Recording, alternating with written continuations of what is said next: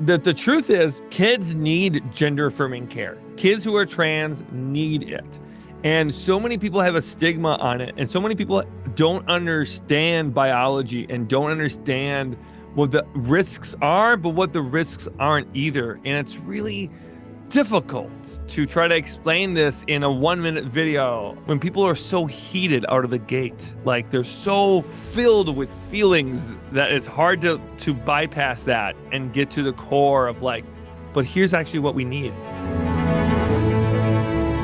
What's the cost of entering the public eye as a trans person? As the pendulum starts to swing back on queer rights in the world, we need trans advocates now more than ever. Charismatic creators that humanize transness to those whose only frame of reference comes from inflammatory headlines and transphobic hot takes online.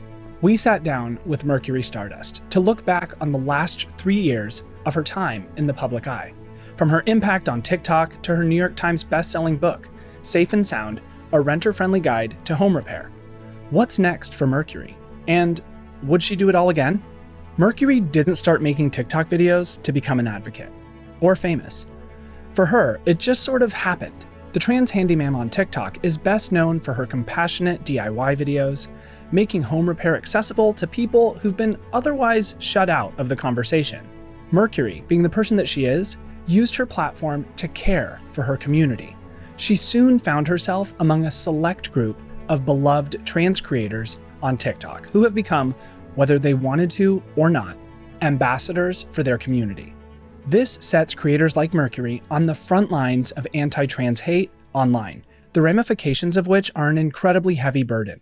Despite the price she pays, Mercury is steadfast in her dedication to trans joy. Together with Jory, Alluring Skull on TikTok, she'll be raising funds for gender-affirming care for the 3rd year running at the end of March. I'm Mercury Stardust, and this is Pride!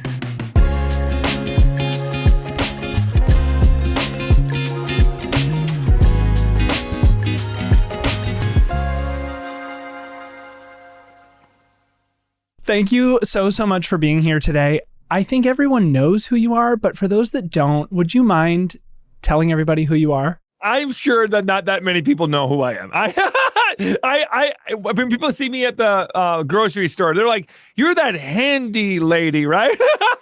I am Mercury Stardust, the trans handyma'am. I teach compassionate DIY on the good old internet, and I'm a best-selling author. I'm #1 best-selling author of the book Safe and Sound, a renter's friendly guide to home repair. It is so funny, the amount of people that I have talked to who are like, I wasn't expecting it to be this massive.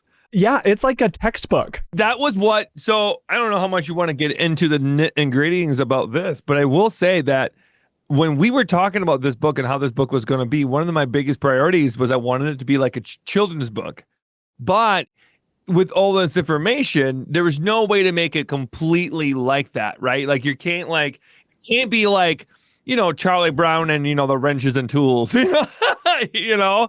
Yeah. Even when I opened it, there's so many drawings in here. Like if you need to know how to change a toilet seat, there's instructions and a diagram and a little cute piece of art to go with it. It's really useful. When you look at when you look at a bookstore and you go to the hardware section, this is a book that stands out because it's the only book I think that thought about aesthetics. And I when I was trying to pitch the book to my publishers, I kept saying, trust me, if you make it look queer, the queers are just going to buy it and put it on their bookshelves because we want it to look good. It may not ever use it, but they're going to look at it. Yeah. You know? Yeah. And it has a good cover and stuff and it's cute. And that's okay. I feel like it's safe and sound, even though I'm not going to ever open it. Yeah. So you've been in the public eye now for about 3 years. I mean, I remember when you first went viral, and that will be 3 years ago next month. I mean, that's insane. I mean, it's gone by fast for me just watching you. It is a whirlwind. I think that now that I'm like well into this is my life now, I think it's a lot more bearable. I will say this. I say this all the time to my friends and my family, but I really hate the public eye. I really don't like to be public. I'm a really private person, even though you wouldn't think that with how much I talk and how open I am with and genuine I am about stuff. But I'm really private. And I think that I've learned a lot about what I want to share and what I never want to talk about. I famously have made videos about like my voice in TikTok. One of my first viral videos was talking about how I don't want to change my voice because of how important that is to me. And it's actually one of the videos I regret the most because I was only in my transition for about 4 years at that point. And that is a good amount of time, but it wasn't a long enough amount of time to really have definitive answers on who I am and what I want. And then I have now reached the point where I'm like, I really am thinking about vocal feminization. But now when I tell people this, they're like, oh, but you inspired me to be good in my voice. You know what I mean? And so it's really, I have made a very strong stance that I never talk about my gender affirmation stuff. I don't talk about my HRT. I don't talk about my surgeries. I don't talk about those things because too much of the trans experience is focused on individual like modifications of our body for our own mental health, right? Like a lot of people focus on that, but being a trans person is larger than that. Yes, we're doing a fundraiser for gender affirming care, right? So of course we're supporting that and helping our community that way. But at the same time, it's really hard because I talking about it makes me like an open wound for people. And it's just, I'm not comfortable about it, With all of that said, if you could go back and be like, you know what? I don't want to be famous. I don't want to be these things. I want to be private. Would you change it? Yeah. No, there's no way I would. I would go back and stop myself from doing it. And I know that surprises every single person I talk to. And I know I've done a lot of good and I know a lot of people, but I at my own mental health expense. The problem is now, and the reality for a lot of people who are influencers or content creators, once you do this, it's really hard to get out of it. The exit plan is very difficult. And what I mean by that is try to think what I would do as a trans woman now post internet fame, right? Either I can pivot into being an author completely, but then not have the platforms to sell those books because now the market is completely different. You need to have platforms to sell books now. Or I can then, go back into maintenance and doing maintenance full time. The unfortunate truth of that, though, is that it was already getting hard for me to be a public figure and being a maintenance person. So I would need to be a manager or something right out of the way for my own mental health as well, because getting recognized while I was doing my job and the pressure of like doing my job well, while also having someone stare at me the whole time and taking video of me because Mercury Stardust is in their house, is difficult. When you're already working on something that is difficult, So it's a little bit like the exit strategy is a little hard. I kind of feel like I'm stuck in it. So I don't like that part. I do enjoy these conversations. I do enjoy talking to people. I do enjoy helping people. I do really enjoy raising money for gender affirming care for people. But that's about it. Yeah, it definitely seems like you have a lot of stamina to keep all of those things going. And as a queer business owner, we experience lots of transphobia on the Instagram handles that we manage, like LGBT and LGBTQ and Pride. But when it's not you personally that's being attacked, it's easier to be like, delete the comment, you know what I mean? And just ban that person. You experience lots of transphobia and you still power through it with so much positivity. And I think that's part of what really, one, inspires your fans, but also inspires people and educates people who are not your fans to be more open-minded. And that has so much value. So I think everyone would thank you for putting up with all the bullshit and all of the stress for the greater good. That's the thing, though. Like, the trolls don't bother me, really. I've gotten to a place with the trolls where, honestly, it's mostly funny because they're not really that original most of the time. And it's just, like, painful to see them try to be mean and they're just bad at it. I think drag queens and trans people in particular are better at insulting people than anyone else I've ever met. I don't think trolls do a very good job on it. If I can be in a dressing room with someone the most, catty queens I've ever met in my entire life and survive, I can handle some stranger on the internet. You've had so many, I feel like, really genuine, heartfelt interactions and moments with fans, particularly on your book tour, which I was really sad I didn't get to go to. I was moving, but I wanted to go. Were there any moments with fans that really stood out to you or that touched you, I guess, in a more meaningful way? There was a kid in Columbus, Ohio, who was a trans girl who was the most adorable flipping girl I've ever met in my entire life. For the sake of the story, I won't say her name, but she came up to me and she was all alone. There was no parents with her. It was just her. And she was so excited to meet me. And I asked her what she wanted to do for a living when she gets older. And she said the longest scientific thing I've ever heard in my entire life. I have no idea. They're like astrophysicist, blah, blah, blah, something, something, something. And I looked at her and I said, I don't even know what that is, but that sounds very smart. And she was just there was something so special about her, and her just strength and she's just, I don't know, there's just so beautiful. She's probably like 11 or 12 years old. And I told her at the end of this interaction that I hope I see her again. That is a phrase I use very specifically because for a lot of trans people, we don't see tomorrow. It can be really hard for us to, like, I never envisioned me at 36. I'm 36 years old now. I really had a hard time envisioning me after 35. And I think that's a reality for a lot of trans people. We don't see trans elders because a lot of them are gone. So unfortunately, it's really hard for us to know what life is for us after a certain age. So I said, I hope I get to see you when you're all grown up and see what you're doing. And then her mom came up right after that. And her mom was just like, yeah, I let her go alone. And she said she wanted to talk to you alone. And she was so excited. And her mom was just so happy. And then while I'm talking to her mom, I could see this little girl walk around. And she's just like, did Mercury Stardust just talk to me? She was so starstruck. And then after we were all done, there was all these people that were done. We had like 180 some people. It was an awesome event in Columbus. And then we walked out, and then the only two people left was this mom and her daughter. And her daughter happened to go to the bathroom, so it was just her mom. So I walked up to her mom and I asked her, hey, how's it going? How is she doing and everything? Post meeting her idol, And she was like, yeah. And her mom said, a little shell shock, but I just want to say thank you for like talking to her and stuff. And then she told me a little bit of her story and all the things she had to face and how hard it was for her and how hard it was for her to make friends. And it was hard to hear because of how special I thought this little girl was. And then when she came back, I gave her a big hug with her mom. We took some photos together. And she was just so delighted to have that extra moment. There's moments like that just are everything to me.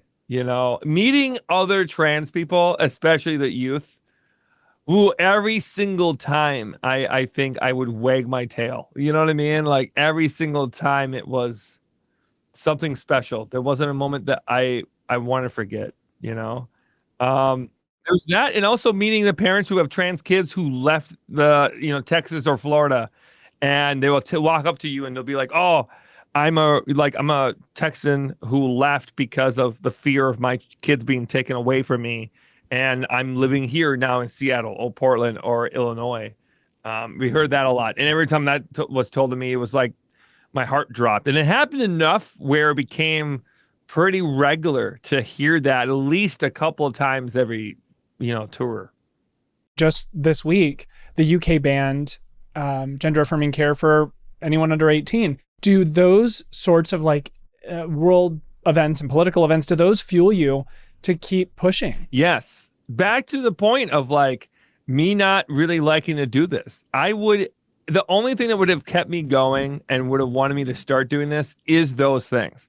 The trans youth is why I keep doing this. The trans youth is why I keep pushing and is why I don't shut up. A large majority of the people that we help with gender affirming care through Point of Pride, the nonprofit organization we're raising $4 million for, is largely helping trans youth with binders and gaffs, right? And there's right when they turn 18, we're able to support them with HRT. We're able to support them with surgeries right when they are of age, And the truth is, kids need gender affirming care. Kids who are trans need it.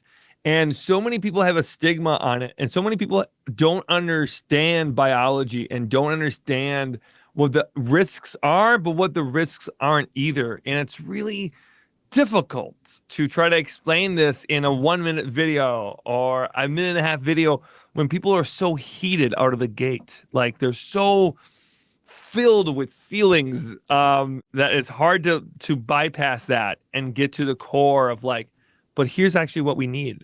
Like kids who are trans, it's hard for us to live. It's hard for us to thrive. It's hard for us to see ourselves 10 years down the road unless we get the help we need. It's such a heavy weight to a heavy weight to carry as part of, your mission. From an outside perspective, it really seems like you and Jory, who is known online as Alluring Skull, you just have this incredible amount of stamina to be able to keep doing this. I mean, just last year in a 30-hour live stream, you both raised over $2 million for Point of Pride to fund gender affirming care.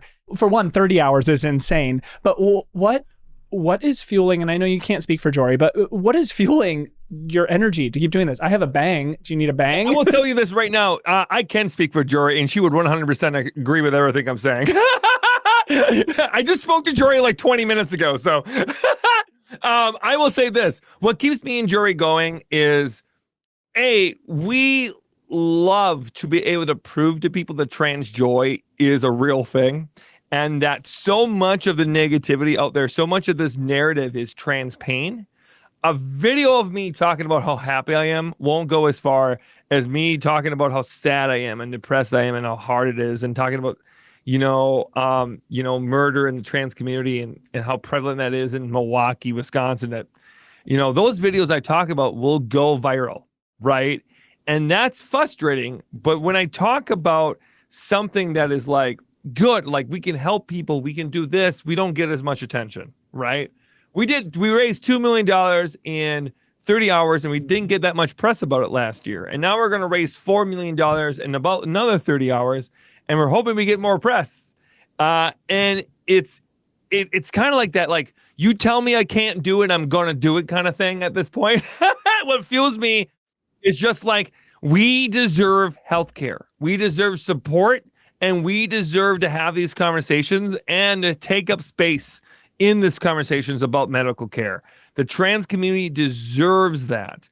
And I want to make sure that every single year we have the Trans Day of Visibility, that it becomes synonymous with Point of Pride and it becomes synonymous with the Gender Affirming Care fundraiser.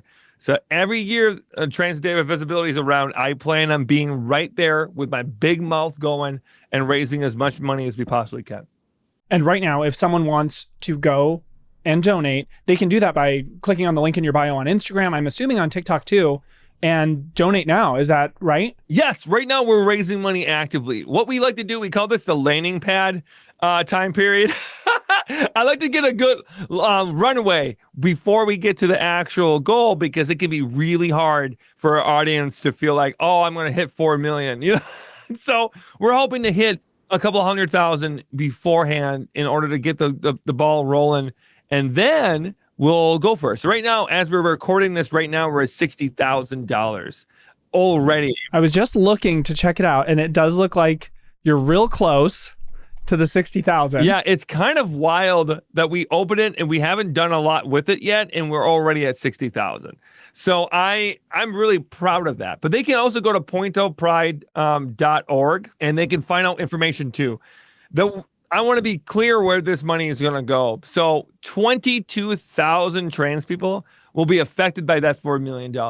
And 100% of all the profits, all the money that's sent to Point of Pride goes to trans people for trans people, okay? 10% of that money goes to infrastructure to keep Point of Pride around, and 90% of it goes directly to binders, gaffs, HRT, electrolysis, and surgeries.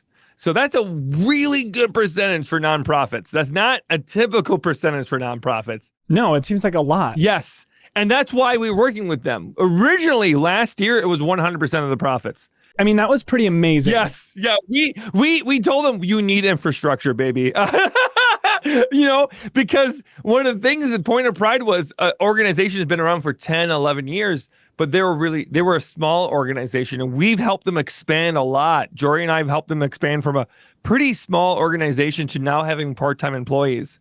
And we're hoping to have a full-time employees going forward and bringing on more of a staff and really buff up their foundation as a company to be able to help people more effectively. Right now, it's once a year you can apply for these things, and it's usually in the fall, right? We're hoping that if we get more support and get the structure that they need, we can do this twice a year, right? That they can do these open applications for these access funds twice a year, and then they can help people more year round instead of being stationary in one part of the year, But all the information and how that money is being distributed is on their website, and they're very transparent. And so are we on my website. So if you're wondering where that money goes, that's what we're doing with it. Okay, well, to kick you off, we're going to donate 1,000 right now. What? And hopefully get you to 61,000. So there. What? No way. You serious? Yeah, serious. I'm sure Basil can check. But yeah, so donated. So everyone else needs to donate as soon as they're listening to this, even if they're driving the car. Well, maybe pull the car over, then do it. But do it. Yeah, we're not telling you to do this while you're driving. Please. If you're flying a plane, it's mostly autopilot. Yeah, absolutely. But it'll get you started a little bit. So that is so exciting. And I have a feeling you're not going to have a lot of trouble getting to 4 million, particularly when you go live. I mean, you didn't have trouble getting to 2. Okay. Everyone says this to me, and I'm like, you tried doing this for 30 hours. It's a lot. Like, how did you stay up? Well, so last year, the year before, the little bit of history here. This started because about 3 years ago, when I first was starting my platform, I had someone come up to me and said, hey, do you want to work with Plume, which is one of the many organizations that Point of Pride actually works with. They're an organization that helps people access gender affirming care via the internet, like HRT and et cetera. So they're a wonderful organization too. And I said, yeah, I would love to work with you. I did a little ad with them. It was really nice. But then I was like, hey, how about I just raise money for gender affirming care? Because I'm looking for a charity to work with. And they're like, yeah, you can help us with Point of Pride. And they're like, our charity that we work with. And I was like, okay, yeah, let's do that. So my goal that year was $24,000 in 24 hours. So we started at midnight, and by 4 o'clock in the morning, we already hit 24,000. And I was like, oh, wow, that's surprising. Let's go for 50. And we hit 50K a couple hours later. And then we're like, oh, we might as well just go for 100. And then the last hour, we had $70,000. And I was real nervous we weren't going to hit 100. And then I got up and I shook off my rust, the best I could. And I talked for 1 hour straight. And I did what everyone saw last year. I just barked for an hour straight. I used to be a professional MC for burlesque shows. And I know how to make people wake up. And I know how to distill information in a very tight frame if I have to. If not, I'm long-witted. I'll keep going and someone interrupts me. But I know how to do that. So I just did that, and I found a rhythm, and I just kept going, and I just kept repeating. And then all of a sudden, we were from 70,000 to 80,000, 80,000 to 90,000. And then by the end of that hour, we're at $125,000. We smashed the goal. And I was riding high after that. And then some smartass was like, hey, you know what you should do next year? 1 million. And I thought that was so funny. I was like, haha, that's hilarious. And then I thought about it for an entire year. I couldn't stop thinking about if I would have just kept going. If I would have just kept going, I probably would have hit it. Oh, I was just like fuming. I was like, oh man, I would have done it. I know I would have done it. So I I midway through of the last year, I reached out to Luring Skull, who's my co-host for the event, and I asked her, hey, I said, I would really love to do this with you because our values align. And also, we need to center Black trans voices in doing this kind of things. We can't do this without support. We can't do this without showing unity. And she was like, yeah, let's do it. So we just started teaming up and we became like extreme fast friends. We talk all the time now. And then we went for it. And honestly, it's the duo of her and I. That first year, I was like in a sleep coma for like 4 days. It was pretty hard. My body was rough. It was like I emceed 5 shows back to back to back to back to back. And I don't think I could do that again and be healthy. Yeah, it's a lot. Yeah, it is a lot. It is a lot. And I'm no spring chicken anymore, I'm closer to 40 than I am 20, So I decided that I was going to make sure we had support, and we've been pretty good at it. So this year we're sleeping, which is a new change. We're going to do 10 hours each day for 3 days. And we kind of figured we didn't make that much money during the off hours, but we made a shit ton of money during prime time real estate hours, right? That's 6 o'clock to 9 o'clock. And I said, how about we just do that 3 times? If we do that 3 times and we raise $600,000 each time, that will put us in a great position already. And that might be what we need. Yeah. So that's kind of the mentality what we're having. But this year we're going to theme each night too. Each night is going to be a different theme. So we're having different hair, different makeup, different outfits. It's going to be fun. We're going to take pictures with our audience, do a lot of fun stuff, post on Instagram, do all the things we need to do. But honestly, it's gotten to be really fun. The first year was really hard alone, but now that into the third year and thinking of all the antics we're going to do together and all the pies we're going to throw at each other, it's just fun. And now I get to hang out with my friends and raise money for my community. So you don't fall asleep when you have fun doing it. In between trying to raise $4 million, you're also doing a lot of personal things, like trying to buy a home. I mean, I saw your video yesterday where you talked about just the challenges of getting financed for a home. And I brought this up to Ray, who I think you work with LGBTQ, or there's some collabs once in a while. And when I told him, I was like, oh, did you see Mercury's video about trying to buy a home? And he was like, no, but I'm sure it's very relevant to me because he's having trouble, getting even finance for a home. Could you talk a little bit about that? I mean, it was just yesterday you said you've kind of resigned yourself to just renting for the foreseeable future, and you're Mercury Stardust. You're a New York Times bestseller, #1, like you said. Yeah, this is wild because this is another part in the video I didn't know if I should say, but I know I can say this now. Part of the reason why I'm so stressed out about this specifically is because the next book I'm writing is about the first year of homeownership, and it's tied to a book deal. And when we were doing this, everyone around me was like, "No, you're going to be fine. You're going to be fine." We're not so fine. My spouse and I are both business owners. Our taxes last year got a little bit mumbled jumbled and got messed up by our accountant, which means that delayed things, which meant, okay, now we can't get approved for a mortgage. And then now we're well into 2024 now. Now we got to wait for the 2023 taxes. So now we got to go through that process, right? Now we're just waiting for that to be finalized. And it took longer than it should have because we're going through a restructuring here at Mercury Stardust Media. So there's a lot of different, misinformation going around. And my spouse has a bunch of different people they work with. And it can be very difficult. And they work in a commune. So there's doing taxes is a lot different. So then on top of all of that, trying to get the taxes out and then trying to actually hunt for a house when you're not actually approved for a mortgage is next to it. Not even worth it. Not even worth it. Why even look?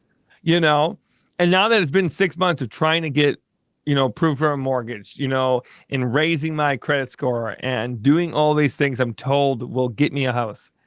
And there's nothing in sight right now that tells me I think we're going to get it. And I had a conversation with my spouse last night, And both of us are really ready to kind of throw in the towel. And it's kind of rough. It's hard. It's hard to like say that, but also know that like there's nothing wrong with it taking longer than you want it to when it buys a home. There's nothing wrong with that. Life is not linear. We don't go in these straight lines. Paths are not carved like in a cartoon, right? They are just wavy and they never make sense. And they go take you right when you should go left, you know?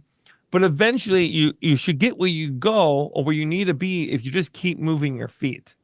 And I believe very strongly that one day I will have a house, but I don't think that's going to happen in the time frame that we thought we was gonna. You know, and the housing market is so difficult right now. It is. I know we're coming up on time, and you're very, very busy. But I have to ask, your content, your body of work, your personality, it would definitely lend itself to maybe a DIY themed show or a comedy variety show. You've literally been compared to Mr. Rogers, which is pretty huge. I'm sure you have lots of huge dreams and ideas for the future, but what is your pie in the sky goal? Oh my God, you are like barking up the right tree right now. I am obsessed with the idea to bring back a Mr. Rogers Neighborhood.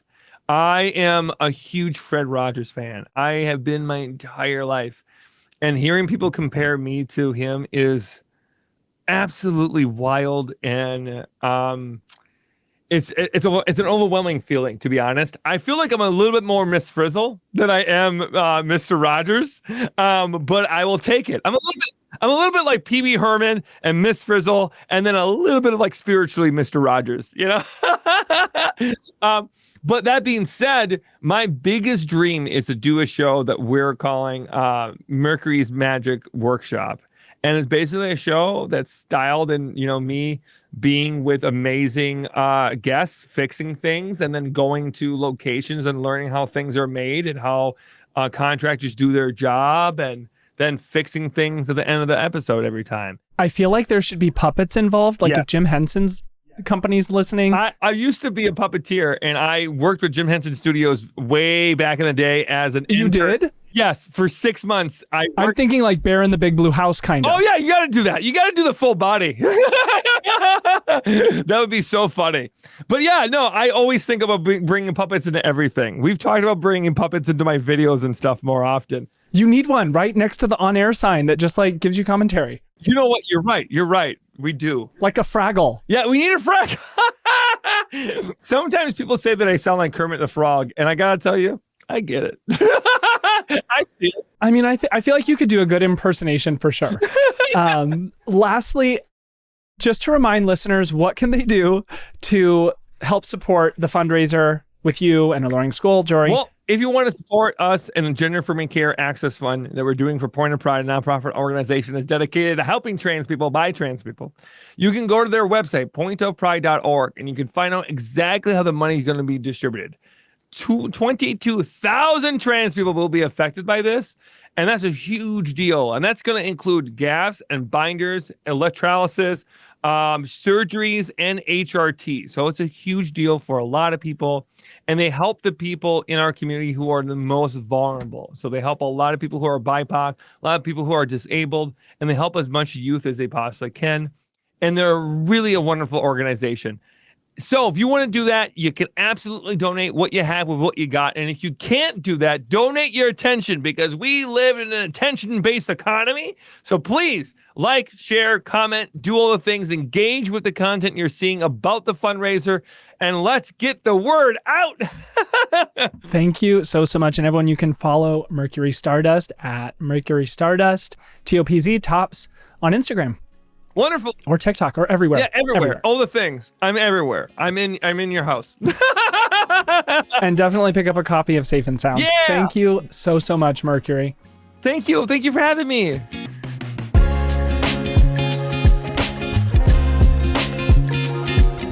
Pride is a production of Straw Hut Media. If you like the show, please leave us a rating and a review on Apple Podcasts, Spotify, or wherever you listen to podcasts. Then, follow us on TikTok, Instagram, Facebook, the app formerly known as Twitter, and Snapchat @Pride, and tune in weekly for more episodes. Be sure to share this episode with your friends and subscribe for more stories from amazing queer people. If you'd like to connect with me, you can follow me everywhere @Levi Chambers. Pride is produced by me, Levi Chambers, Maggie Bowles, Ryan Tillotson, and Brandon Marlowe, and edited by Daniel Ferreira.